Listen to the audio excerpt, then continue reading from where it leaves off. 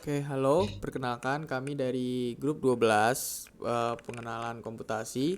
Di sini kami ingin memaparkan hasil analisis dan visualisasi data yang telah kami lakukan. Pertama-tama saya izinkan saya berkenalkan diri. Nama saya Faiza Kilazuma, NIM 165246 dan ada saya bersama dua rekan saya yaitu Muhammad Fajar Ramadan, NIM 16520106. Ada juga Muhammad Akbar, NIM 16520126. Oke, boleh di next. Yang pertama itu ada deskripsi data yang akan dijelaskan oleh Muhammad Akbar. Silakan. Pertama, deskripsi data. Nama file data yang kami ambil adalah bgsales.csv. Sumber data ini dari www.kaggle.com/videogames Uh, Data ini berisi tentang daftar video game dengan penjualan yang lebih dari 100.000 salinan berdasarkan bgcharts.com. Format filenya adalah CSV, ukuran filenya 1,3 MB, dengan banyak kolom 11 dan banyak baris 16.558. Next. Informasi yang terdapat dalam data ini adalah ranking, nama game, platform, tahun rilis, genre, publisher, penjualan di Amerika Utara, Eropa, Jepang, dan global. Selanjutnya karakteristik data. Pertama, kolom rank. Berisi tentang urutan peringkat video game berdasarkan penjualan totalnya. Tipe kolom ini yaitu kategorikal ordinal. Selanjutnya kolom name, yaitu nama video game. Uh, Data ini bertipe kategorikal nominal. Selanjutnya kolom platform, berisi tentang platform game, uh, platform game, uh, platform game tersebut pertama dirilis. Uh, Kolom ini bertipe kategorikal nominal. Uh, uh, Daftar platformnya dapat dilihat dalam slide. Selanjutnya kolom year, yaitu tahun game tersebut dirilis dengan bertipe kuantitatif discrete. Range-nya dari tahun 1980 sampai tahun 2020.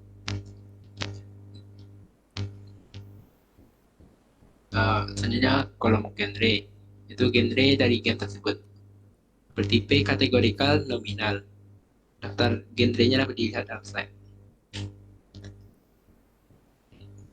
Selanjutnya kolom publisher, itu publisher dari game tersebut yang bertipe kategorikal nominal.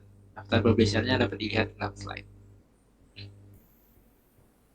Selanjutnya kolom NA sales, itu total penjualan di Amerika Utara dalam juta.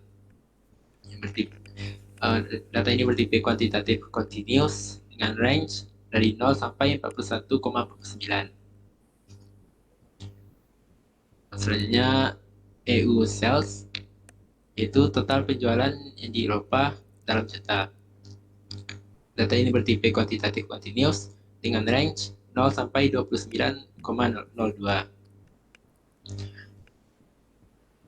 Selanjutnya JP sales, yaitu total penjualan di Jepang dalam juta juga. Data ini bertipe kuantitatif continuous dengan range 0 sampai 10,22. Selanjutnya other sales, total penjualan di wilayah lain dalam juta. Data ini bertipe kuantitatif continuous dengan range 0 sampai 10,57. Selanjutnya global sales, itu total penjualan secara global dalam juta. Data ini bertipe kuantitatif continuous dengan range 0,01 sampai 82,74. Kemudian ada sampel data yang akan dijelaskan oleh Muhammad Fajar. Ya, untuk bagian sampel data yang kami gunakan itu sama dengan kondisi awal data tersebut. Tidak ada yang dikurangi atau ditambah. Berikut adalah tampilan dari sampel data mulai dari data pertama sampai data ke-20. dapat dilihat dalam slide ini. Ini adalah sampel data jika diurutkan berdasarkan NA cell terbesar, dari data urutan pertama sampai data ke-10. Selanjutnya, ini adalah sampel data jika diurutkan berdasarkan EU cell terbesar, dari data urutan pertama sampai ke-10. Yang terakhir, ini sampel data jika diurutkan berdasarkan JP cells terbesar, dari data pertama sampai data ke-10. Ini ada statistik data yang dijelaskan juga oleh Muhammad Fajar. Selanjutnya ada statistik data. Statistik data tersebut bisa kita dapatkan dengan cara berikut, misal pada atribut atau kolom rank. Kode source-nya bisa dilihat pada slide, maka akan didapatkan jumlah datanya, rata-rata, standar deviasi, persentil dari 10%, 25%, 50%, 75%, 90%, nilai maksimum dan nilai minimum.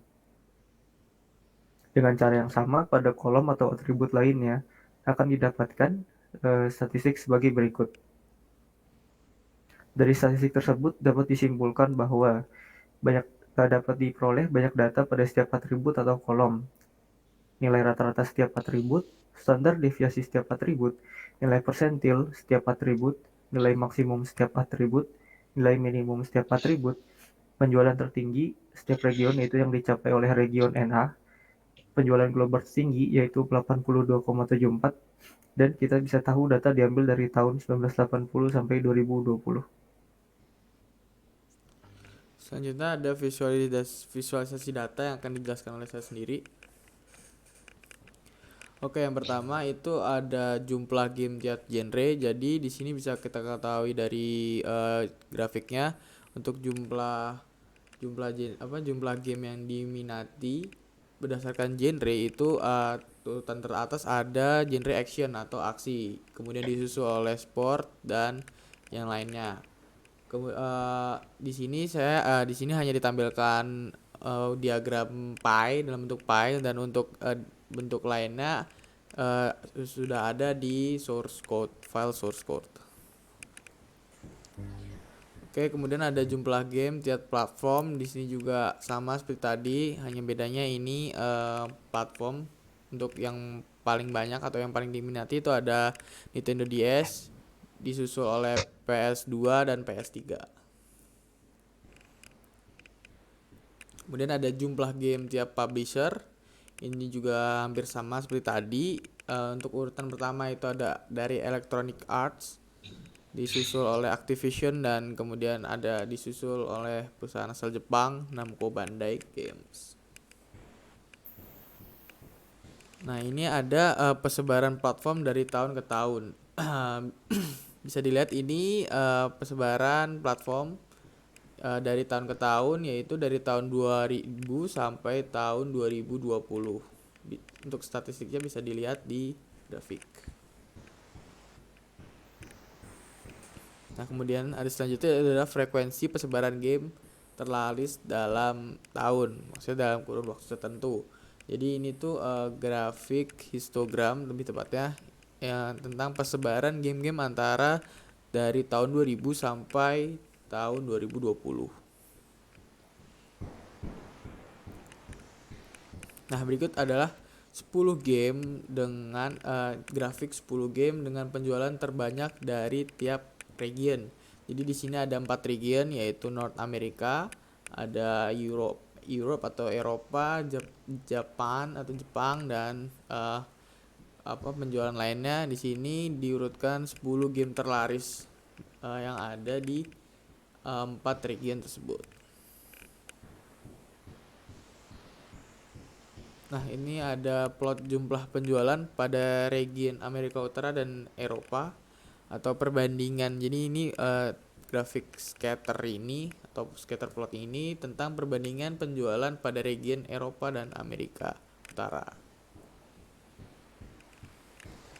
Kemudian selanjutnya sama seperti tadi, hanya beda di regionnya saja. Jadi ini tentang plot jumlah penjualan pada region Jepang dan lainnya, atau perbandingan penjualan gamenya ini pada region Jepang atau region lainnya. Kemudian ada korelasi antara atribut yang akan dijelaskan oleh Muhammad Fajar. Nih, di sini kita bisa lihat ada korelasi antara atribut rank dengan year. Dari nilai korelasinya adalah sekian, bisa kita simpulkan bahwa tidak terdapat korelasi antara rank dengan year, di mana tahun perilisan game ini tidak memengaruhi jumlah penjualan dari game tersebut. Selanjutnya ada korelasi antara rank dengan global sale, yaitu korelasinya adalah nilainya terbalik, di mana global sale yang makin tinggi maka ranknya akan bernilai semakin rendah atau semakin tinggi ranknya. Selanjutnya ada rank dengan NA sale, sama seperti global sale juga terbalik. Semakin tinggi penjualan di NA sales-nya, maka rank akan semakin kecil nilainya atau semakin tinggi ranknya. Berikut juga sama dengan rank dengan EU sales, di mana semakin tinggi EU sales-nya maka nilai rank akan semakin kecil atau semakin tinggi ranknya. Selanjutnya ada rank dengan JP sales, sama saja. Ketika JP sales semakin tinggi, nilai rank akan semakin kecil atau ranking dari game tersebut akan semakin tinggi. Berikut korelasi antara atribut EU sales dengan global sales.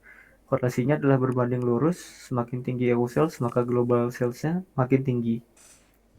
NA sales juga sama, korelasinya dengan global sales adalah berbanding lurus, di mana semakin tinggi NA sales maka semakin tinggi juga global sales-nya. Hal tersebut juga sama dengan JP sales, di mana semakin tinggi JP sales maka global sales-nya akan semakin tinggi. Ini adalah korelasi antar atribut. Dari ini bisa kita lihat dari grafik heatmap-nya. Dari heatmap di samping didapatkan bahwa year atau perilisan tahun game tidak memiliki korelasi dengan sales. Artinya tahun perilisan game kurang memiliki pengaruh terhadap penjualannya. Perbandingan antar region penjualan yaitu berbanding lurus. Ketika region sales semakin naik, maka global sales juga semakin naik. Dan perbandingan ranking dengan penjualan per region berbanding terbalik. Ketika penjualannya semakin tinggi, maka nilai rank akan semakin rendah atau dia akan mencapai ranking tertinggi. Nah, berikutnya ada data cleansing gitu. Nah, data cleansing ini dataset yang kami gunakan tidak memiliki data yang kosong ataupun memiliki nilai yang tidak sesuai dengan atributnya. Nah, tapi terjadi perbedaan antara nilai max rank dengan jumlah baris yang menunjukkan bahwa adanya data yang terlengkap. Hal ini dapat diperbaiki dengan membuat dataset yang diurutkan berdasarkan global sales dan mengubah nilai rank berdasarkan urutan data. Selain itu juga tipe data dalam kolom year itu berbentuk float. Kolom year seharusnya memiliki tipe integer karena nilainya seharusnya bulat.